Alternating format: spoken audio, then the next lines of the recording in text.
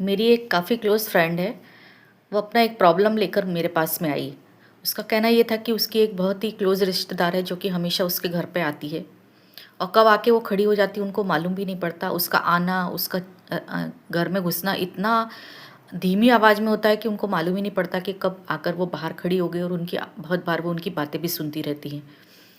तो उसने उसका कहना ये था कि मैं हम उनकी इस आदतों से बहुत परेशान हैं और उसके साथ-साथ में वो मेरे घर के सारे चीज़ों में इंटरफेयर करती हैं और बिना माँगे हमेशा एडवाइस देती रहती हैं कि तुमने ऐसा करना चाहिए, तुमने ऐसा ना करना चाहिए। और कभी भी कुछ भी करो तो उसमें उनके चेहरे के एक्सप्रेशन बहुत ही ज़्यादा ख़राब रहते हैं। तो बोले उससे हम लोगों का, मेरा और मेरे बच्चों का भी कॉन्फिडेंस लेवल बहुत ज़्यादा डाउन हो रहा है और हमारे रिश्ते हस्बैंड के साथ में भी काफ़ी ख़राब हो रहे हैं उनको लेकर। तो मुझसे जब एडवाइस माँग रही थी तो मैंने ऑब्ज़र्व किया सोसाइटी में, हमारी सोसाइटी में काफ़ी कुछ ऐसे लोग हमको मिल जाएँगे, जो इस तरीके के एटीट्यूड रखते हैं। और जब हम उनके घरों में के अंदर में जाके झाँक के देखेंगे ऐसे लोगों के, तो उनके घर हमेशा डिस्टर्ब दिखेंगे आपको।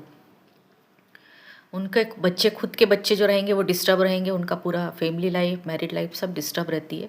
लेकिन वो पूरा अपनी एनर्जी जो रहती है, वो दूसरों को एडवाइस देने में और दूसरों को ठीक करने में, दूसरों को सुधारने में लगा देते हैं। तो मैंने मेरी फ्रेंड को यही एडवाइस दिया कि आप उनसे दूर रहिए और जहाँ तक कोशिश करिए उनको निग्लेक्ट करिए और कम से कम उनको अपने घर पे आने दीजिए। ऐसे लोगों को अगर हम अपनी ज़िंदगी से बाहर निकाल देते हैं, तो हमारा ज़िंदगी बहुत ज़्यादा सुकून और शांति से बीतेगी। मैंने ऐसा सोच के उसको एडवाइस दिया और उसने मेरी एडवाइस मानी भी।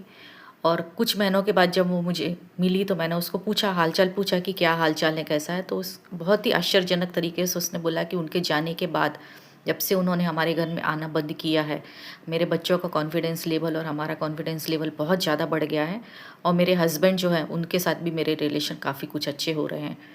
तो अगर आपके आस-पास में भी ऐसे लोग हैं तो आप उनको निग्लेक्ट करिए और उनको अपनी ज़िंदगी से निकाल फेंकिए।